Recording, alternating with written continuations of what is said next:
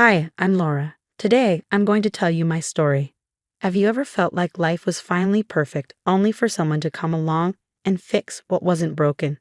That was me, 6 months ago. I had just married James, the love of my life. I had landed a promotion as a marketing executive at a prestigious firm. We'd moved into our dream home in the suburbs. Everything was falling into place.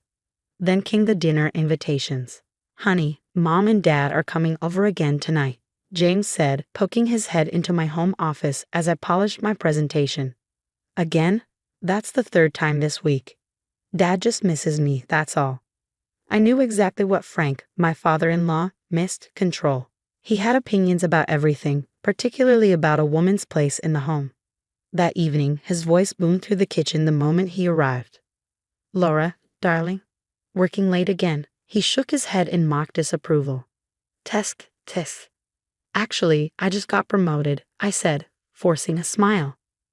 "James, son, how do you survive on takeout?" Frank went on, shaking his head. "When your mother and I were newlyweds, she always had dinner ready by 6. Margaret, my mother-in-law, gave me a weak smile. "Frank," she murmured, "Laura has a demanding job." "Too demanding, if you ask me," Frank scoffed. "A wife's priority should be her home." I felt James tense beside me, but he busied himself unpacking the takeout containers, anything to avoid confrontation. "My career is important to me, Frank," I said, keeping my voice steady. "James and I share responsibilities." Frank let out a low chuckle. "That's not how I raised my son." The doorbell rang, and James's sister, Emma, strolled in, perfectly timed as always. "Dad's right, Laura," she chimed.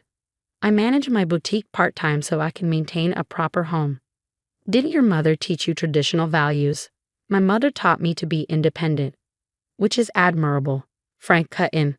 "But now you're a wife. Different priorities." I caught Margaret's gaze, but she quickly looked down at her plate. Then Frank cleared his throat. "Speaking of priorities, Margaret and I have an announcement." James perked up. "What kind of announcement?" "Our house is undergoing renovations," Frank said, locking eyes with me. "It'll take a few months, so we'll need a place to stay." My stomach dropped. "We have plenty of room," James said, already nodding enthusiastically. "Right, honey?" I turned to Frank just in time to catch his satisfied smirk. The perfect storm was brewing in my perfect life, and something told me it was about to get a whole lot worse. Emma clapped her hands. "Oh, this is wonderful. Now Dad can teach you how to be a proper wife, Laura." The takeout in my stomach turned to lead. Margaret wouldn't meet my eyes. James was beaming. And Frank? He was watching me like a cat that had just cornered its prey. I forced a tight smile. This should be interesting. If only I had known then just how interesting it would get, I might have run for the hills that very night. The first week with Frank and Margaret felt like walking on eggshells, ones rigged with landmines. Every morning, I found Frank at the kitchen table, newspaper in hand, disapproval practically radiating from his pores. "Another early meeting, Laura?" he asked one day, lowering his paper as I grabbed my travel mug. "It's barely 7 a.m. That's corporate life for you." "A wife rushing out before making her husband breakfast," he mused. "Times sure have changed." I caught Margaret hovering near the stove, already dressed to clean. "I'll take care of breakfast, dear," she said softly. "James won't go hungry." Frank gave a satisfied nod. "See, your mother-in-law understands family values." That evening, I came home to find Emma in my kitchen, stirring something that smelled incredible. Frank beamed at her like she just cured cancer. "Now this is what coming home should feel like." "Emma drove over just to make dinner," he added. "How thoughtful." I set down my laptop bag, my jaw tightening. "Where's James?" Frank's voice dripped with accusation. He didn't even look up from his newspaper. "Poor boy practically lives at the office now that his wife is never home." Margaret, ever the peacekeeper, chimed in gently. "I taught Emma my special lasagna recipe today." Frank nodded approvingly, because that's what good wives do. Emma smirked. They learned to cook, not PowerPoint. Days blurred together. Frank rearranged my kitchen because efficiency is important for a housewife.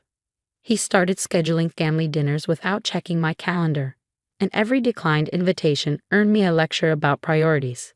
"Your presentation can wait," he'd say. "Family comes first." Then came the casual jabs at James. Son, when's the last time you had a home-cooked meal from your wife? Dad, Thompson's wife quit her job after marriage. Their home life is perfect. James would just shuffle uncomfortably. Laura's career is important to her. More important than her marriage. The breaking point came during Sunday dinner. Frank cleared his throat dramatically. Laura, we need to discuss your situation. I set down my fork. My situation. Your career is destroying this family. He leaned forward, his voice steady, absolute. James works late because home is empty. You're never here to maintain the house properly. Frank, please, Margaret whispered. No, Margaret, this needs to be said. He turned back to me. You have a choice to make. Be a proper wife or be a failure. Quit your job or admit you're not cut out for marriage. Emma nodded, arms crossed. Dad's right, you can't have both. I looked at James, my husband, the love of my life. He stared at his plate, said nothing. Frank exhaled sharply. Well, what's it going to be? I stood up slowly, my chair scraping against the hardwood. I need some air. Running away won't change facts, Laura. You're tearing this family apart. As I walked to our bedroom, I heard Emma mutter, see, she doesn't even care about family. I closed the door behind me and leaned against it, my mind racing. Something about these so-called renovations had felt off from the beginning. Frank's constant presence, the escalating demands, James's silent compliance. I grabbed my phone and dialed the contractor. I'm sorry, Mrs. Walker, but we don't have any renovation contract with Mr. Collins. He canceled all plans 3 months ago. 3 months ago. Before they moved in. Game on, Frank. Armed with the contractor's information, I started digging deeper. My marketing skills came in handy. People love to talk when you ask the right questions. The next morning, I found Frank in his usual spot, newspaper raised like a shield. Sleep well? He asked, tongue smug. I heard you pacing last night. Job stress, perhaps? I took a sip of my coffee. Actually, I was on the phone. The newspaper lowered slightly. With who? Bob Thompson. You know, the one whose wife quit her job. Funny thing, she didn't quit. She was pushed out by her meddling father-in-law. Frank's knuckles tightened around the paper. Nonsense. Oh, she's doing great now, especially after she shared her story about workplace harassment. Before he could respond, Emma burst in. Dad, we need to discuss the renovation timeline. What renovation? I interrupted, eyes locked on Frank. Emma frowned. The one at their house. The one that was canceled 3 months ago. The silence was deafening. Emma's face paled. You knew, I said softly. You both planned this. Frank's jaw tightened. Now, Laura. Save it. I recorded everything. Every suggestion. Every threat. Every time you undermined my marriage. Emma stepped forward, voice sharp. You're being dramatic. I tilted my head. Like James's ex-fiancée, she was being dramatic too, right? Emma froze. I let that hang in the air. Yeah, I found her. Sarah, wasn't it? The one who left James 6 years ago because of family pressure? Funny how that keeps happening. Frank's voice was low, dangerous. That's none of your business. Margaret's quiet voice came from the doorway. Frank. We all turned. Go upstairs, Margaret. His voice cracked like a whip.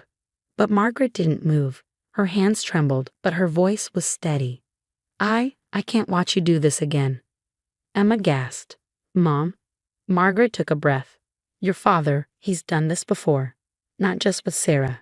With every woman who threatened his control. Frank shot up from his chair. I protected this family. No, Margaret shot back. You controlled it. I pulled out my phone and hit record. Tell me more, Margaret.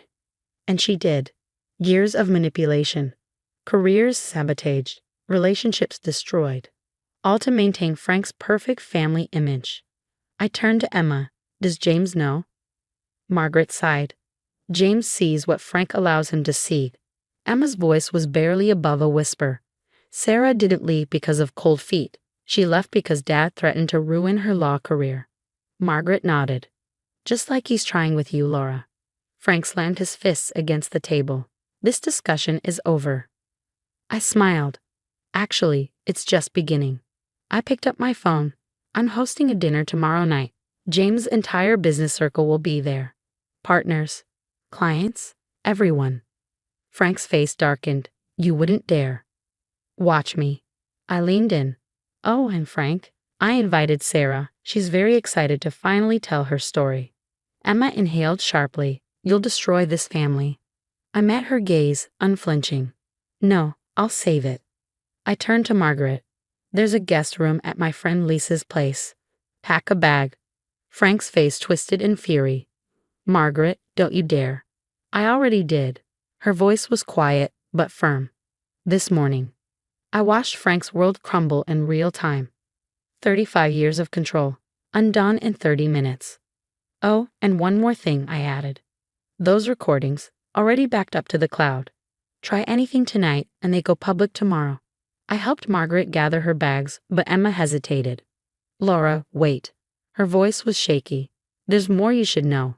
About James. About what Dad made me do. I paused. Tell me everything. And the next hour revealed the full scope of Frank's manipulation. Each story worse than the last. Tomorrow would be a reckoning. 35 years in the making. As we stepped outside, I turned to Margaret. Ready for dinner. She squared her shoulders, a quiet strength settling over her. More than ready. From the window, Frank watched us leave, his empire crumbling around him. Tomorrow couldn't come soon enough. The dining room buzzed with conversation. James's business partners, their spouses, even Sarah. Everyone who mattered in our social circle was there. Frank sat stiffly at one end of the table, looking like a man awaiting execution. Lovely party, Laura, Mrs. Anderson purred, our biggest client's wife. Though I'm surprised Frank's home renovations aren't finished yet. I smiled, tapping my glass with a fork. About that. The chatter died down. Frank's shoulders tensed. I have an interesting story to share. James frowned. Honey. Frank's face darkened. Laura. I met his gaze head on. Did you know Frank canceled the renovation contract 3 months ago? A pause. The kind that pulls oxygen from the room. Before moving in, I let the words settle, and when I looked deeper, I found a pattern. Emma stared at her plate. Margaret sat rigid, eyes fixed ahead. I turned to Sarah. Would you like to start? She hesitated, then lifted her chin. 6 years ago, I was a law student. Frank told me I was too ambitious, that I'd make a terrible wife. Then, my internship mysteriously fell through. James's head snapped up. What? Dad said you left because. Sarah's voice wavered, but she pushed forward. Because your father threatened to call every law firm in the state if I didn't leave you. The murmurs swelled. Mr. Thompson, James's senior partner, leaned forward. That's a serious accusation. I pulled out my phone. Oh, I have proof. A single press of a button, and Frank's voice filled the room. Quit your job or admit you're not cut out for marriage. More recordings played, each one worse than the last. Emma's involvement in workplace harassment, Margaret's years of silent suffering, the systematic destruction of any woman who challenged Frank's authority. Mrs. Anderson pressed a hand to her mouth. My God. James stood slowly, his face pale. Dad, tell me this isn't true. Frank's mask cracked. Everything I did was for this family, he roared. These career women filling your head with ideas. These career women, Mr. Thompson interrupted coldly, are our biggest clients, who you've just insulted. In their presence, the aftermath was swift. Thompson terminated their business partnership on the spot. Other partners followed. Frank's carefully built network collapsed in minutes. James, Frank pleaded. Son. James didn't yell, didn't rage. He simply met his father's eyes and said, Get out. James. Get out of our house. A hollow silence. Then Emma stood. I'm sorry, Dad. I can't. Her voice shook. I need to fix what I've done. Starting with an apology to everyone I helped you hurt. Frank's chest rose and fell, his world slipping from his grasp. No allies. No power. No control. By the end of the night, Frank left alone. His empire in ruins. 1 year later, our home is peaceful. James and I are stronger, working through the damage in counseling. Emma is rebuilding relationships, especially with Sarah, now a successful attorney. Margaret is discovering herself finally free. And Frank? Last I heard, he lives alone. his social circle gone, his business contacts severed. Sometimes karma works better than any revenge you could plan. One evening, as James and I lay in bed, he whispered, "You saved us." I smiled. No, we saved ourselves. We just needed someone to break the silence. Because silence lets abuse continue. But silence can also be broken. And when it shatters, it takes every lie down with it. My scars may be silent, but my voice, it's louder than ever.